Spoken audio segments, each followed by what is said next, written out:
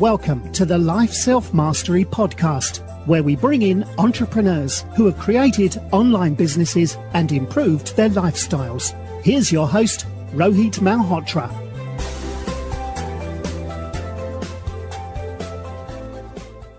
Hi everyone, I'm Rohit from lifeselfmastery.com, and today we have Allison Lee, who's the founder and CEO of Hemster, which is a tailoring solution on a mission to revamp a dying and outdated industry. Allison launched her first startup while in college at UC Berkeley, and since then has found her way to retail through Hemster. Hemster is an alumni of XRC Labs, which is an accelerator based out of New York. Welcome to the show, Allison. Thank you so much for having me on the show, Rohi. This is Allison. Awesome. So, can you share your journey? How did you get into tech startups, and what led you to start Hemster? Sure, of course. So if you don't know my background, basically I was never really into like a retail background. After college, I got right into, data segmentation and data mining. So the last company the last company I worked for was called Peel Startup. It's basically turns channel on your TV with your phone. So at that place, I really saw the power of data mining using the superior customer service and customer experience. And basically, once I joined the team, they were making about $20,000 a year. And I left after 2 years after growing the team to about $15 million. And when I left the company, I thought about two things. First thing was that, their framework of, data mining using very ordinary experience definitely works. And monetizing that proprietary data was really interesting to me. So I started looking at other industries that I could plug in the same framework of thought and looking at like the black box industries that could benefit from the data transparency. So that's kind of how I decided on retail, where I knew that, all the retailers were suffering from, sizing and fit issues, but their decisions are not really based on a lot of data.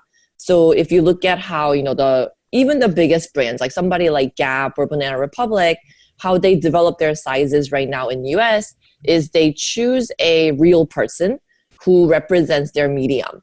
So they basically develop a size around this real person who might not represent majority, right? And then basically based on that small, medium, and large sizes, which results in only fitting per population. So I thought about, what about 89% of US population who doesn't fit into this conventional small, medium, and large? And how can I help the retailers really bridge that gap between these pre-made sizes? So that was my main realization after leaving the company. But another realization, like personally, that I made was, I was putting in like insane work hours into this company because I really loved the product. I really loved the team. But at the end of the day, I noticed that my vision for the company mattered less. And, what founders decided to do with the company basically like took precedence of what I wanted to do. So I decided to really, if I'm going to really work hard and slave away, I wanted to do it for my own vision. So I was job searching at the same time, but I thought to myself, I was like, what? Why don't I take 1 year break? And I knew that I was really passionate about Hemster, the idea. I didn't really have a product or customers or anything like that, but I wanted to take 1 year break and then see how far it goes. And if it doesn't go anywhere, then that's fine. I can just find like a new job after a year. But once I started the company, it just kept on snowballing and growing faster than I could ever imagine. And this is my third year running it, and it's turning into kind of like a 7-year journey right now. But yeah, that's kind of how I started the company after being in tech for so long. Interesting, So, before the show, you talked about your background and how parents influence you to get into entrepreneurship. So, so did you come from an entrepreneurial background, or it's like with a lot of Asian Americans, it's about getting great grades and getting high paying job. So what was your background about? Yeah, I would love to share. So, I'm a Korean American descent. So my dad's a psychiatrist. So I noticed more and more parallel between my dad's life and my life as I grow up. But he's had a very stable job his entire life. He's like a doctor in Korea. He grew up very, he didn't grow up super wealthy, but he grew up with a very like loving family. Met my mom's a homemaker. She like never worked like a day in her life, right? Like in like a salaried job. But then they decided to take 1 year break, kind of similar to how I decided to take 1 year break, right? So my dad said, hey, like I've been doing like a psychiatrist job for a really long time. Why don't I take a year break and just move to America? And we'll see how it goes. And if it doesn't work out, we'll just move back, right? So once he moved here, he kind of saw that me and my younger brother, we adjusted to American life really well. So I moved here when I was in 8th grade, which is a little bit later than typical immigrants, but I really love like the US like educational system. I really liked how they focus more on like the critical thinking rather than like pure memorization. So my parents turned 1 year sabbatical into 7 years. And in the 7 years, obviously they were like, well, my dad like couldn't get certified again in America because he doesn't speak any English. So he was like, well, what can I do in this 7 year period? And he didn't even know he was going to stay here for 7 years either. So he had 3 options. He was thinking about opening up like a gas station or opening up like a coffee shop, or he was looking at like a vending machine empire. So he ended up going with owning 100 vending machines in Southern California, like near LA. And he's never like ran a business before. My mom's never ran a business before, but I really admire him for just kind of like jumping into it and really like that spirit of like, I will figure this out like as I go. Like, I think that's something that can't be taught. That's like that is like definitely the entrepreneurial like hustle that everybody talks about, right? Right. So I remember my dad, he bought this like the cargo van, and he converted my garage into kind of like a storage unit for all the snacks. So it was great for me and my brother. But yeah, like I basically grew up watching him like running this like a vending machine empire. And I helped him with like accounting. I helped him like managing his workers. And then my brother had to like go to Costco and like buy snacks with my dad. And then like he would literally go with my dad like every weekend and then just like restock these like 100 vending machines, right? So that venture, he was like, I'm just going to do it for a year. That also turned into a 7-year journey. So I think about that a lot, where my first year, where I thought like it was just going to be a sabbatical, but it's also turning into like a typical like 7-year journey for a startup. So I think the biggest hurdle for, anyone who's thinking about starting a business or thinking about, like jumping into that side hustle is you're just stopping yourself, right? Because you're like putting too much pressure on like how it would do. And for me, like, not thinking about it too much and just like kind of jumping into it and giving yourself like a really short-term deadline of like, I'm just going to like really focus on this for a year and see where it goes. That's been more effective decision-making process for me than like thinking about, oh my gosh, what if this, what if that, should I do this, should I not? And you're basically wasting that time that could have been spent in like growing your actual side business, right? So yeah, like I definitely learned, the courage to jump into like an unknown from my parents. And, now they've sold that business. They've made a lot of money and they moved back to Korea, and my dad's a psychiatrist again. But he definitely talks about like how he wants to retire and like restart like a vending machine business. But yeah, it's been like a very interesting full circle for our family. Yeah, that's a great story, and I think if you come from an entrepreneurial background, it really does help you out, and because when you are younger, help your parents, those sort of experiences really, get on to help you out later. Right. And you also learn that like the failure is nothing to fear for, like I think seeing kind of like the new venture as a journey, I've learned that from seeing my parents treating how they, like jump into new journeys. They're not worried about failing. Like they don't even see it as like a failure. They're kind of like, I'm curious to find out how this would work. And there's nothing wrong in trying. So I think that's a really interesting like shift in perspective that I even notice in the founders around me. People who kind of see it as like, will I succeed or fail? I see a lot more roadblocks in their minds than people who just frame it as like a curiosity. And I'm just trying to figure out if this is working from my own perspective. And that keeps you more objective and that keeps you more honest to your traction and your numbers. Interesting. I mean, take it as an experiment for a year and see, where this leads. Exactly. Right. Exactly. Got it. So let's talk about Hemster and who are your competitors and your customers, because if I'm not wrong, you also have a patent pending solution which will help you customize ready-wear at scale. So are there other companies who are also trying to solve the problem the way you are trying to solve, or you have a certain sort of a moat in which you're trying to solve it in a unique way?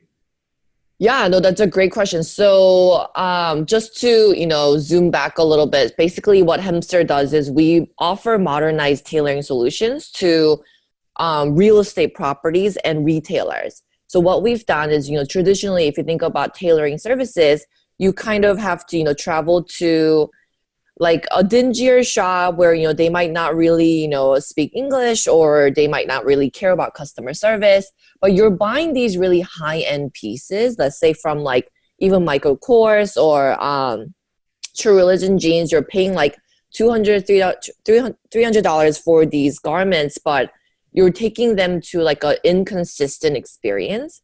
So what we wanted to do was taking that experience and upgrading it and plugging it right into your shopping journey. So imagine that you're, basically shopping like at any of the high-end malls or even the stores, right? And you're trying on these jeans and you're like, hey, look, like I love the fabric, I love the colors, but it just doesn't fit me right, so I'm not going to buy it. But now the store associates, instead of losing that sale, they're able to basically close that sale using our alteration services. So they fit the shoppers in the dressing room as the shoppers are trying on their clothes using our ruler sticker. And the ruler stickers are more accurate and it's less intimidating than using like the pins and chalks that the traditional tailors use. And that's our patent pending solution. And once the orders are inputted, it basically gets aggregated to our collection point and it gets delegated to our local vendors. So another thing about tailors is that, let's say you go to one tailor and you bring like 3 different like types of garments. As like a woman, I could bring like 1 dress, 1 jeans, 1 blazer, right? But you're not sure if they have the right machinery or like the skill sets to do all 3 things as like one tailor. But what Hemster does is we basically identify like the best tailor for that specific garment. So we delegate like, if I find like a master tailor who's only good at doing like suit jackets, then we aggregate all the orders and we only send them suit jackets. So that's kind of how we guarantee the highest quality and like the fastest turnaround, is because we also streamline the workflow for these tailors.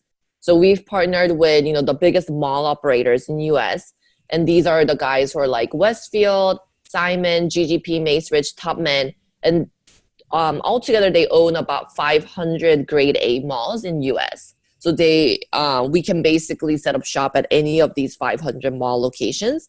And on top of it, we work with like high-end retailers like the Reformation or Michael Kors, True Religion, Diesel, all these high-end denim people, but also like custom suit companies as well.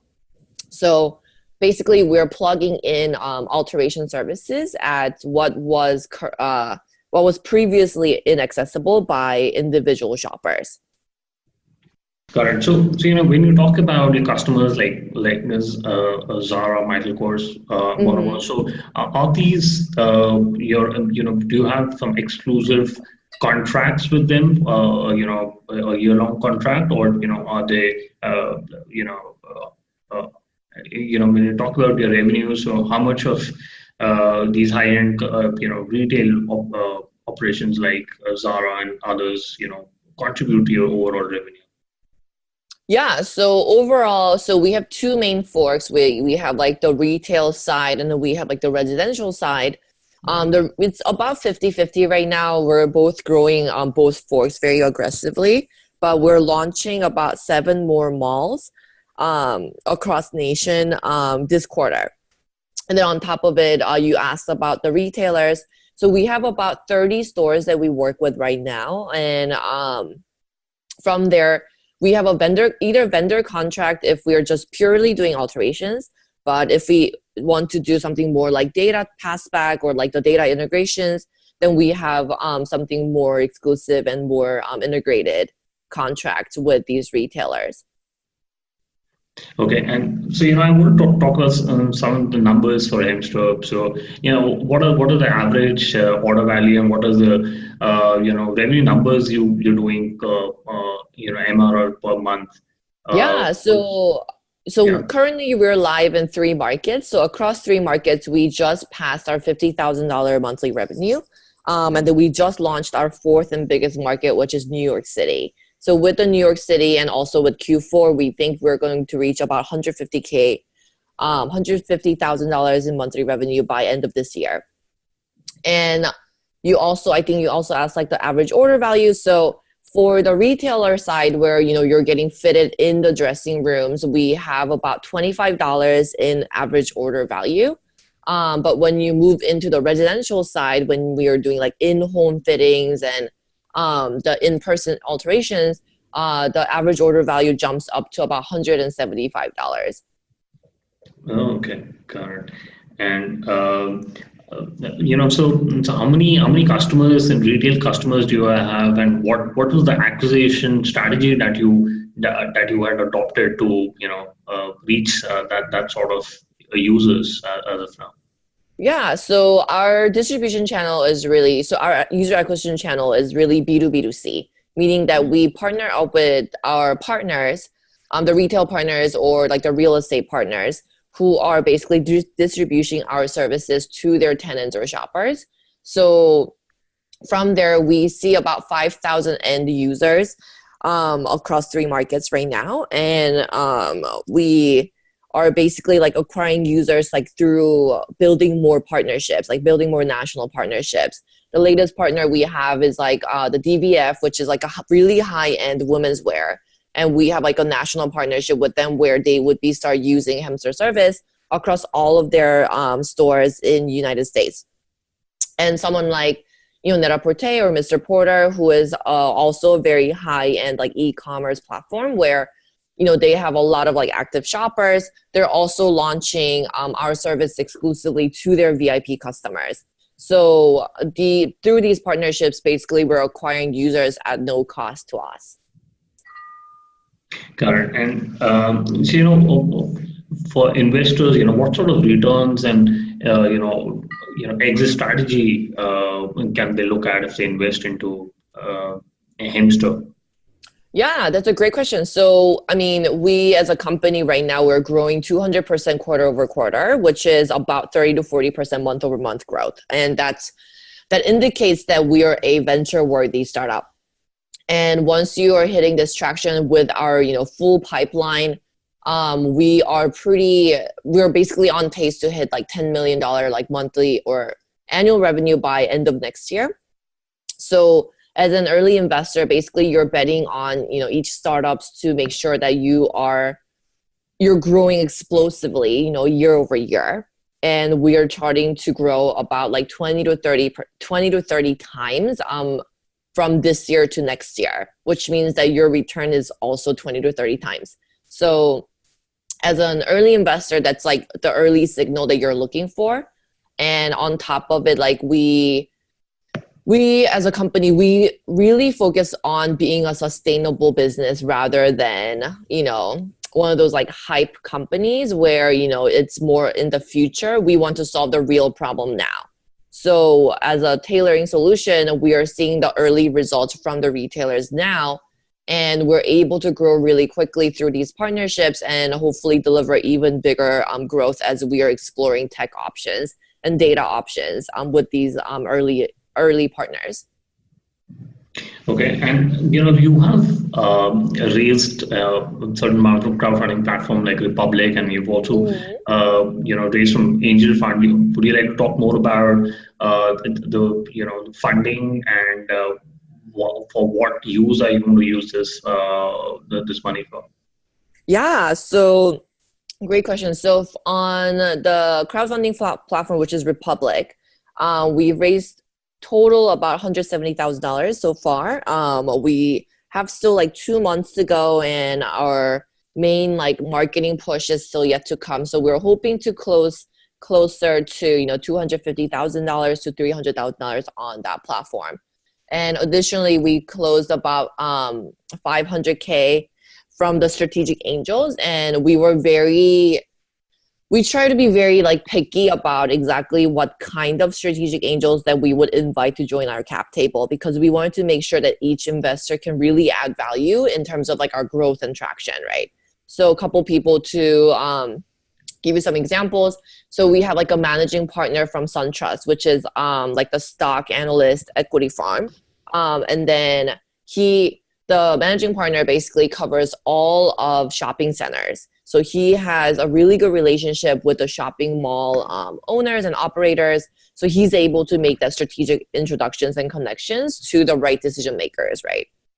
So that is like the ideal profile of what we look for in terms of our angel investors. And with the fund raise, I think we're going to close closer to like $750K.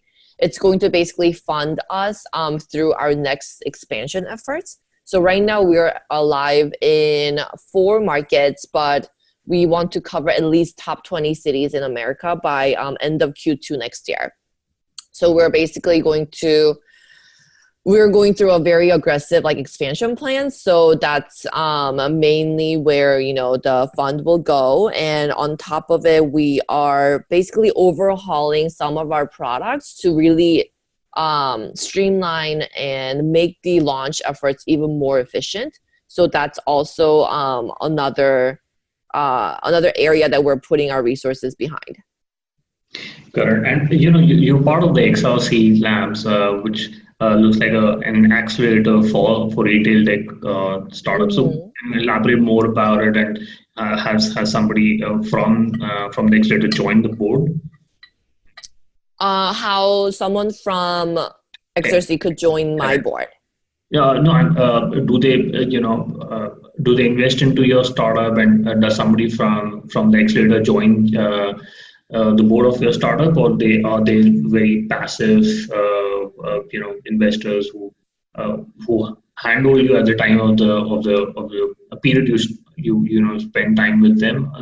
Got it. Got it. Yeah, great question. So, couple of things. So how the XRC works is it's a very similar format to YC or Techstars, where once you are accepted, they basically give you $135,000 as an initial investment. And then so they basically take equity for that amount, and also they ask you for a separate equity for going through the accelerator.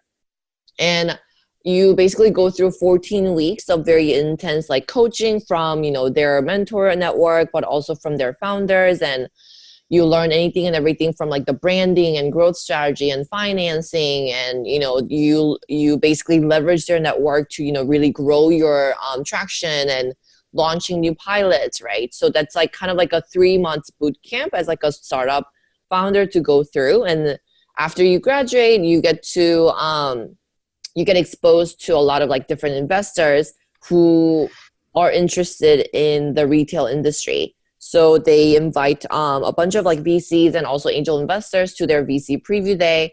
And basically these investors get sneak peeks into these startups before we are announced through our demo day.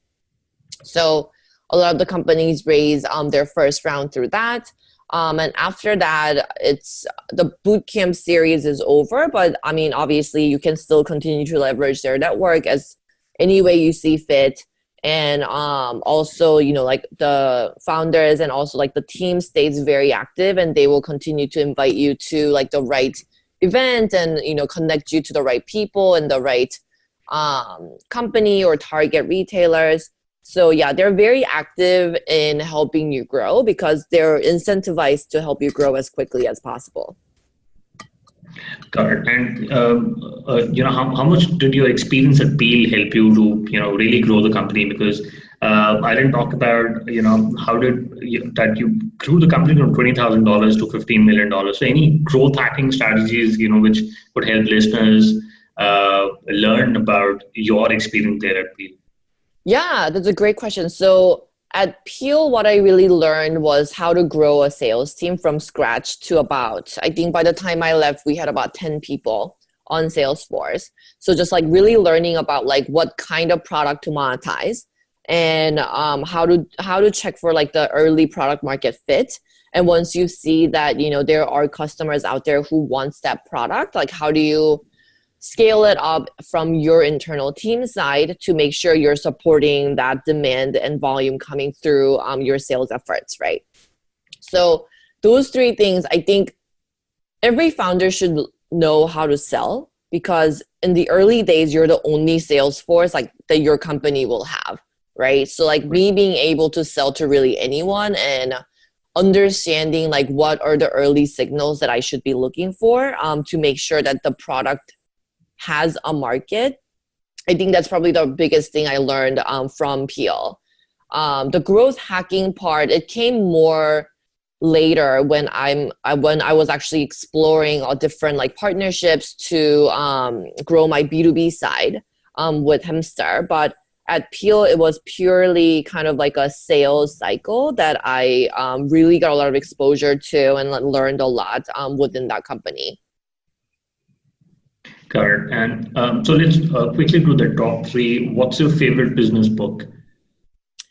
Yeah, so this probably doesn't count as a business book, but this is like a book that I read whenever I feel kind of burnt out or kind of like really just one of those days where you're like, nothing's working. I don't want to do this anymore. Right. It's called The Lab Girl. And it's basically written by, it's really fascinating because it's written by a like a botanical scientist. And she talks about her experience as a scientist, how she has to go through hours and hours and hours of patience for her to see if she has a product market fit, right? Because she is testing the thesis of like, I have a hypothesis as a scientist. I want to understand if this is right. And how she approaches her problems really spoke to me and really helped me like to think more scientifically and also from like more logical standpoint as a founder. So if there is anyone who is kind of like going through that, you know, slump or, you know, they feel stuck and they feel impatient, I always recommend this book to all my founder friends. Oh, interesting. You know, I've not heard about the book, but I'm going to check it out and, you know, put it in for the listeners. Yeah, so, you know, if you could go back in time when you started Hemster, what is the one thing you would have focused on? When I first started Hemster, one thing I would have focused on is just identifying the best partners, like who to sell to, right? Like I didn't know who was the decision maker, so I spent a lot of time learning like the org charts of the mall, for example. So when I first launched my Westfield pilot, that was last year in August, it took me a year to get to that point. And in the beginning, because I didn't really know anyone, what I did was I literally went to the mall every day. I went to the stores every day and I got to know their store managers and their assistant store managers and their key holders. And I knew their weekly schedule and I knew when they were in, when they were out, like, you know, when I should be visiting the store and everything. So while that was a good effort on my part, there's got to be a better way for me to shorten that sales cycle. And I think I was a very eager person and I didn't really logically think it through. So if I could go back, I would just sit my very eager self down and be like, look, it's going to work out. It's going to be fine, but let's like really think through the strategy and figure out what works best for Hemster. Got it. And what's your favorite online tool, for example, Gmail or Slack? My favorite online tool, so it's probably my Google Calendar. I know it's probably like everyone tells you this, but I live and die by my calendar. And like even my personal life, it's starting to get very organized and I calendar everything. And it actually helps not just to like calendar for your future self, but I've actually noticed that I go back into my calendar in case I need to remember something of like what happened that day, right? Like what happened in that conversation. Like I noticed that I'm using it as a more encompassing tool of like logging my everyday like growth even as a company. And then I would actually like chart my milestones on my calendar because that calendar view just helps me see a little better of like how exactly I'm tracking over like week over week, let's say, or like month over month. So for me, like definitely Google Calendar. Got it. And how can listeners learn more about Hemster and if they want to invest, and how can they reach out to you? Yeah, so I think there's two main things. A lot of the investment information can be found on republic.co/Hemster. Hemster as in HEMSTER. And on there, you can basically check out our like latest growth numbers and our distribution strategy and how the actual ruler sticker works. So if you're curious about that, definitely go to our Republic page. But if you are more curious about like how we are marketing and how we, communicate with our customers, you can definitely go to our website, hemster.co, which is htmster.co. Well, so thank you very much for coming on to the show. I really appreciate talking to you. Thank you so much for your time. It was really fun being on your show.